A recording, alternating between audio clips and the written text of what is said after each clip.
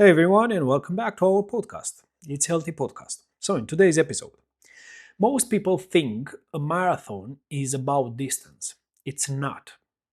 The real challenge is being alone with yourself for hours. No music, no crowd, no distractions.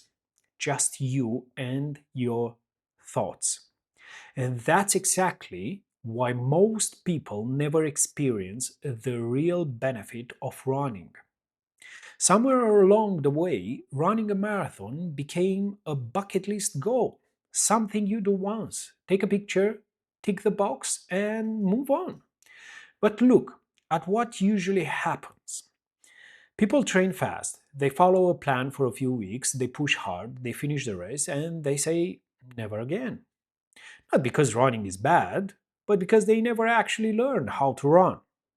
This is the same problem we see everywhere in fitness. People chase events instead of building skills. They want the result without becoming the person who can sustain it. And that's why everything collapses after a few months or 1, 2 years. Now, here's something most people don't notice.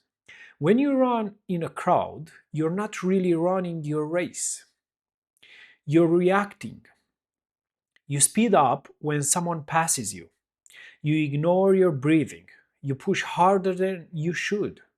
Your focus shifts from awareness to validation. And slowly you disconnect from your body. That's where injuries happen. That's where burnout starts. But when you run alone, everything changes.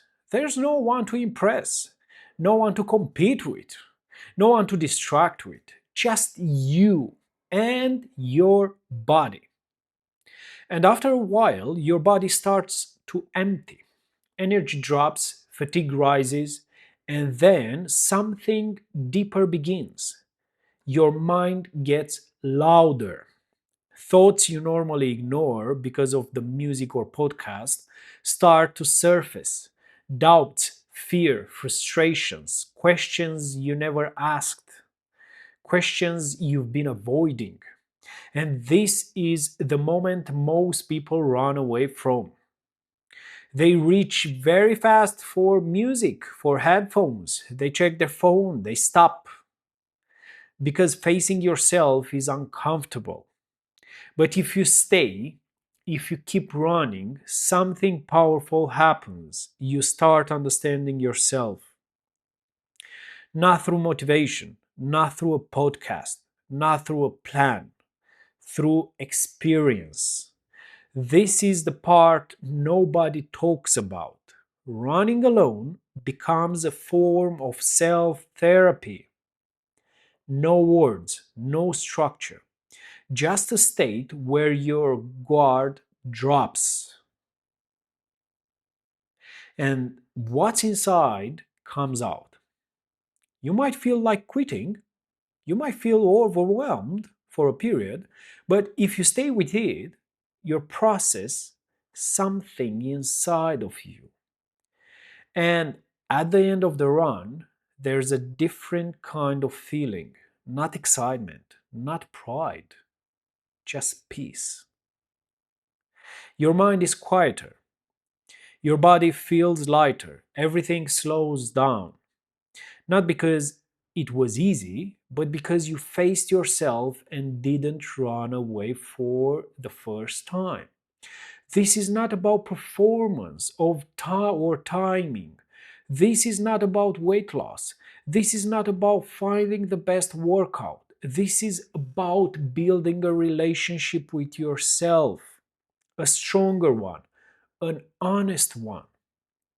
From my experience, I've run long distances across countries, from London to Amsterdam, and now preparing for London to Le Mans. And the biggest lesson is this: the real challenge is not distance, it's solitude. So don't start with a marathon, start smaller, go for a run alone. 20 minutes, that's it. No music, no distractions. Just you and your breathing and your thoughts. It will feel strange at the beginning, and that's a good sign Because most people never sit with themselves long enough to understand who they are. They fill every quiet moment with noise. But if you want something different, guess what? You have to do something different.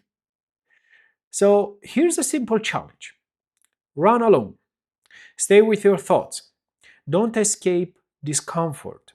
Because on the other side of that discomfort, there is something most people never reach: peace with yourself. Thank you so much. See you next time. Bye.